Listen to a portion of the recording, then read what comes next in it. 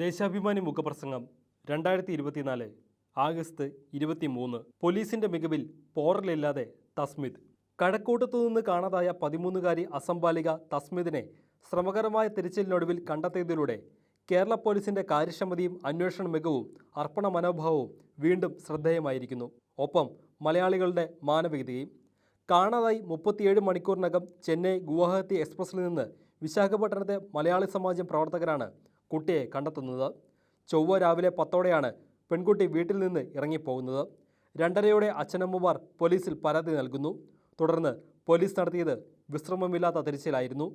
തമിഴ്നാട് പോലീസും മലയാളികളും ഒരേ മനസ്സോടെ കുട്ടിയെ കണ്ടെത്തുന്നതിനായി ശ്രമിച്ചു. RPFന്റെ സഹായവും ലഭിച്ചു. കാണാതായ കുട്ടികളെ കണ്ടെത്തുന്നതിന് പോലീസിനൊപ്പം വിശ്രമമില്ലാത്ത തിരച്ചിലിനായി കേരളം ഒന്നാകെ മുമ്പും ഇറങ്ങിയിരുന്നു.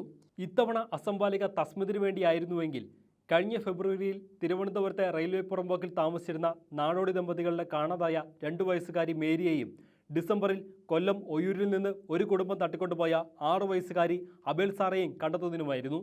2 സംഭവത്തിലും പോലീസ് കാട്ടിയ ജാഗ്രത ഏറെ പ്രശംസിക്കപ്പെട്ടതാണ്. കാണാതാകുന്ന കുട്ടികളെ ഒരു പോറലുമില്ലാതെ കണ്ടെത്തി രക്ഷിതാക്കളെ ഏൽപ്പിക്കുമ്പോൾ പ്രകടമാകുന്നത് കേരള പോലീസിന്റെ മികവും സ്ത്രീകളുടെയും കുട്ടികളുടെയും സുരക്ഷയ്ക്ക് LDF സർക്കാർ നൽകുന്ന മുൻഗണനയും ജാഗ്രതയും കരുതലും തന്നെയാണ്. തസ്മിതിനെ കണ്ടെത്താൻ തിരുവനന്തപുരം സിറ്റി പോലീസ് കമ്മീഷണറുടെ നേതൃത്വത്തിൽ ചൊവ്വ പകൽ 3ഓടെ അന്വേഷണം തുടങ്ങി.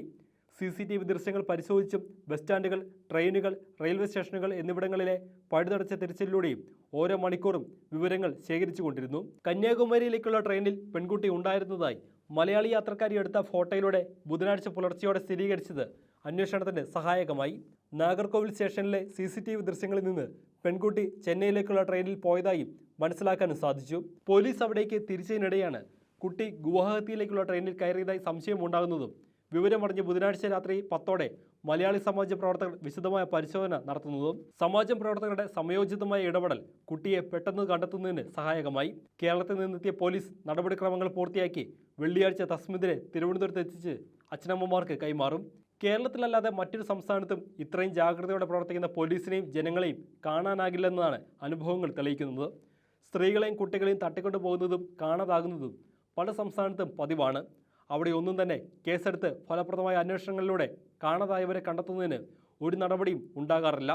നാഷണൽ ക്രൈം റെക്കോർഡ്സ് ബ്യൂറോയുടെ കണക്ക് പ്രകാരം മധ്യപ്രദേശ്, UP, രാജസ്ഥാൻ, ബംഗാൾ, മഹാരാഷ്ട്ര, ബീഹാർ എന്നീ സംസ്ഥാനങ്ങളിലാണ് ഏറ്റവും കൂടുതൽ കുട്ടികളെ കാണാതാകുന്നത്. ഇക്കാര്യത്തിൽ മുന്നിൽ മധ്യപ്രദേശാണ്. ഒരു വർഷം ശരാശരി 10,000 സ്ത്രീകളെയും 1000-ലേറെ പെൺകുട്ടികളെയും കാണാതാകുന്നതായി സർക്കാർ തന്നെ കഴിഞ്ഞ മാസം നിയമസഭയിൽ വ്യക്തമാക്കിയിരുന്നു. എന്നാൽ NCRBയുടെ കണക്ക് പ്രകാരം 2019 മുതൽ 2021 വരെയുള്ള 3 വർഷത്തിൽ മാത്രം പ്രായപൂർത്തിയാകാത്ത 38,204 പെൺകുട്ടികളെയും 1,60,170 സ്ത്രീകളെയും കാണാതായി. 2022 പ്രതിദിനം ശരാശരി 32 കുട്ടികളെയാണ് മധ്യപ്രദേശിൽ കാണാതായത്. ഉജ്ജയിനിൽ 34 മാസത്തിനിടെ 676 കുട്ടികളെ കാണാതായപ്പോൾ ഒറ്റ കേസും രജിസ്റ്റർ ചെയ്തില്ല. മറ്റ് സംസ്ഥാനങ്ങളിൽ ഇത്തരം സംഭവങ്ങളിൽ അപൂർവമായി മാത്രം കേസെടുക്കുമ്പോൾ കേരളത്തിൽ എല്ലാ പരാതിയിലും കേസെടുത്ത് ഉടൻ അന്വേഷണം നടത്തുന്നു. ജനങ്ങളുടെ ജീവനും സ്വത്തിനും സുരക്ഷ നൽകാൻ പ്രാപ്തമായ ഭരണ സംവിധാനം കേരളത്തിൽ സുസജ്ജമാണെന്ന് തെളിയിക്കുകയാണ് ഇതിലൂടെ.